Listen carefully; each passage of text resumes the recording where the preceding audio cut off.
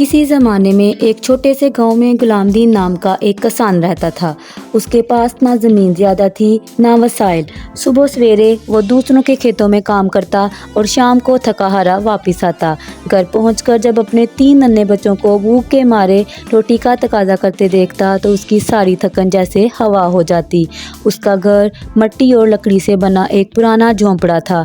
दीवारों में दरारें थी, छत जगह जगह से टूटी हुई थी, लेकिन गुलामदीन हमेशा कहता, घर कितना ही कमज़ोर क्यों ना हो, जब तक इसमें हंसी और दुआ की आवाज़ गूंजती रहे, ये सबसे कीमती महल है। नन्हे बच्चों के ख्वाब। बच्चे अक्सर शाम को सहन में बैठकर बातें करते। कोई कहता, अब्बू एक दिन हमारा भी पक्का मकान होगा, बिल्कुल स्कूल के मास्टर साहब के घर जैसा। दूसरा कहता, अब्बू मेरे पास नई किताबें होंगी, मैं बड़ा होकर डॉक्टर बनूंगा। गुलामदीन हंसता और कहता, मेरे बच्चों, ख्वाब हमेशा देखते रहो, ख्वाब ही वो बीज हैं जिनसे ज़िंदगी की फसल उगती है। एक दिन अचानक आसमान पर काली घटाएं छा गई, तेज़ हवा के झोंके आने लगे। गुलामदीन ने फ़ौरन बीवी और बच्चों को अंदर बिठाया, मगर झोंपड़ा बारिश के बोझ को बर्दाश्त ना कर सका। बारिश के कतरे छत से टपकने लगे, दीवारें हिलने लगी। बच्चे डर के मारे माँ के साथ लिपट गए। गुलामदीन ने बच्चों को अपनी बाहों में लेते हुए कहा, डरो मत मेरे बच्चों, तुम्हारा बाप तुम्हें कुछ नहीं होने देगा। लेकिन आफत थमने का नाम नहीं ले रही थी। देखते ही देखते दीवारें टूट गई और झोंपड़ा ज़मीन बोस हो गया।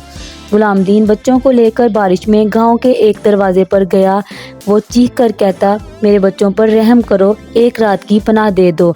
मगर हर दरवाज़ा बंद रहा। कुछ लोगों ने पर्दे के पीछे से देखा और कुछ ने खामोशी अख्तियार की।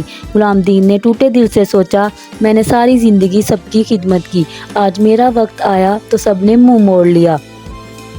रात भर गुलामदीन दरख्त के नीचे बच्चों को सीने से लगाए बारिश सहता रहा।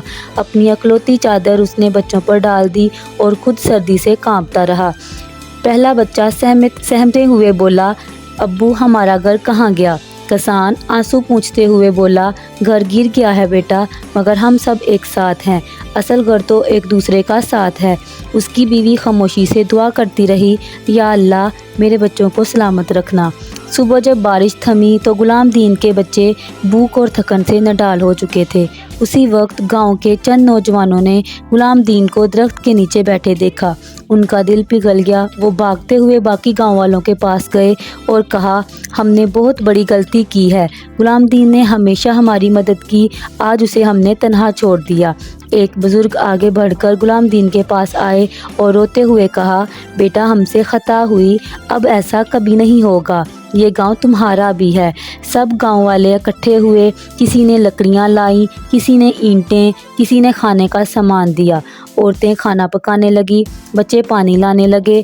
गुलामदीन के लिए गांव वाले एक ऐसा घर बनाने लगे जो पहले से ज़्यादा खूबसूरत था और मजबूत था। चंद दिनों में गुलामदीन का नया घर तैयार हो गया। सफ़ेद दीवारें, मजबूत छत और सहन में खेलने के लिए जगह। बच्चे खुशी से तालियां बजाने लगे। गुलामदीन ने उनको सीने से लगाया और कहा, मेरे बच्चे देखो, मेहनत और सब्र का फल हमेशा मीठा होता है। गुर्बत गुनाह नहीं, असल दौलत मोहब्बत और एक दूसरे का सहारा है। अब गुलामदीन का घर गांव के बीच सबसे रोशन नज़र आता। गांव वाले हर शाम उसके घर आकर बैठते, बातें करते और मिलजुल कर खाना खाते। गुलामदीन के बच्चे स्कूल जाने लगे और अपने ख्वाबों की तरफ बढ़ने लगे।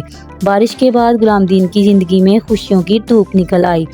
तो प्यारे बच्चों, इस कहानी से हमें ये सबक मिलता है, ये कहानी हमें ये सिखाती है कि गुर्बत कमज़ोरी नहीं, असल कमज़ोरी बेहिस्सी और खुदगर्जी है। अगर हम सब मिलकर एक दूसरे का सहारा बने तो हर टूटी झोंपड़ी एक मजबूत महल में बदल सकती है।